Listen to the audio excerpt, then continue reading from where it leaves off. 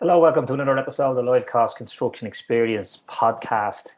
I'm delighted this week to bring a different angle on the podcast. So those who listen in regularly will not understand the format of the show. We bring in interesting people doing interesting things in construction to share their challenges, their wins, their losses, and generally, we can pick up some nuggets of information that we can use in our own businesses from their learnings and mistakes.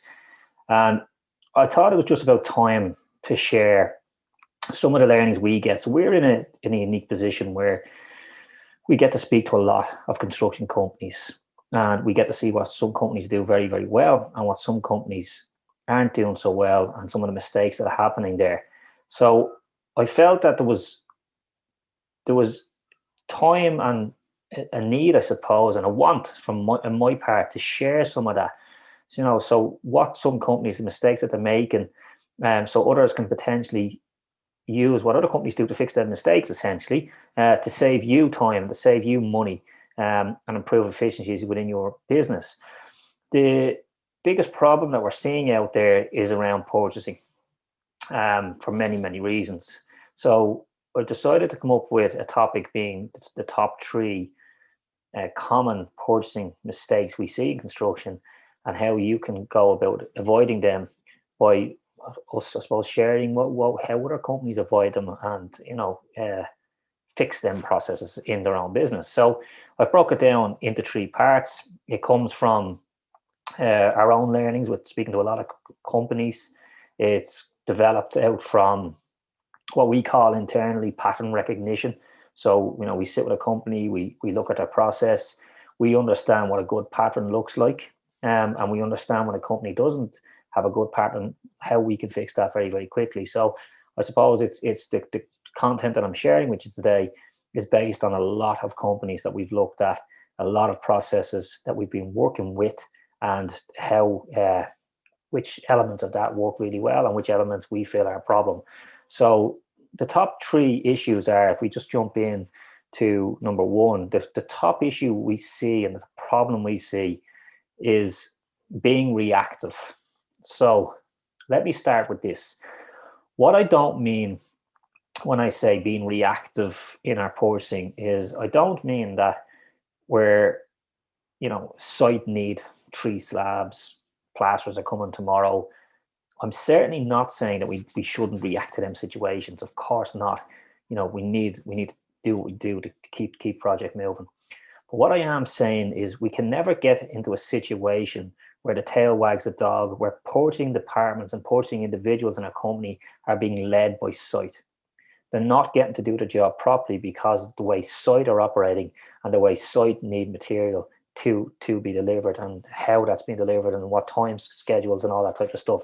Our purchasing can't do the job it's there to do, whether that's one business owner that looks after purchasing, whether that's an actual individual that we have in that particular role. We can't have a position or be in a position where that's being led by pressure from site. The how to avoid bit is simply planning. Planning, planning, planning. Planning in the purchasing starts at the day we get to go ahead.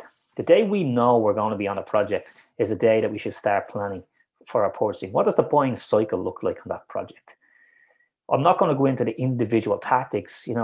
For example, people in what we see well is they have a really, really well defined RFQ process.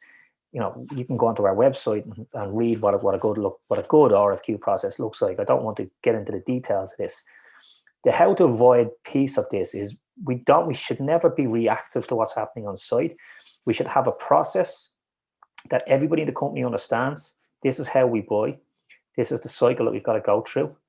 And everyone understands it, from business owner to project manager to contracts manager to site manager to foreman to whoever it is that's involved in getting materials to site, that they all know that this is the process that we've got to follow. So we're never being reactive to what's happening on site. We've got plans, we've got processes, we've got control over how we buy to ensure that we're getting the materials on site, the right time, the right prices, all of that type of stuff that we know that we need to do. The second element of this is it's what we call a three-way match. So first of all, let me explain three-way match for those that who haven't come across that term before. Three-way match would be something that anyone in accounts payable will be very, very aware of. Three-way match essentially means that we have, when an invoice lands into our company, we have a match of the goods received notice. A lot of the time that's a delivery notice for us, and we have a purchase order, and then three documents are pieced together and we have a three-way match. So if we look at call it the ideal buying cycle for a second, let's start with, like, we get information from site that we need timber. Okay, some companies have a requisition process in play there. That can be a text message back from, say, I need XYZ on site by Friday, back to someone in the office or back to business owner. That could be your requisition process. Some companies have that completely digitized, whereby information comes from site digitally. It's then approved and flipped to PO. Either way, we have a method of getting the information that we need from site to somebody that's in the port, has the power or the permission to purchase. That, depending on the order, might go into an RFQ process. So therefore, especially the way material is at the moment, a lot of companies are using RFQ processes because just can't rely on yesterday's price anymore. We need today's price at all times, just with the way material is fluctuating. So that might mean that requisition goes straight into RFQ. That makes sense. That's what we're seeing a lot of. And then when RFQ comes back in, we've got purchase order, which is basically allowing us to make an informed buying decision. So you can already see how better planning allows us to get better buying. So when the purchase order is then created, we then need a method to take that purchase order, attach it to the goods received notice, so that when the invoice comes in, we have what's called our three-way match. So the problem and we see is that process, that whether you've heard the term three-way match, whether you're very aware of three-way match, whether your process doesn't involve RFQ or doesn't really involve purchase order, some of the times it's literally about the deliveries and invoices, you're still matching. You're still doing this in some way. And the problem is you're doing it manually. So the fact that process of manually looking at invoices and manually attaching them to orders and projects and deliveries, the fact that is still a manual process in today's world is something that I find beggars belief. Invoice automation has been around a long, long time. The data out there would show that should you automate that one process in your business, you're looking at about an 80% saving of time.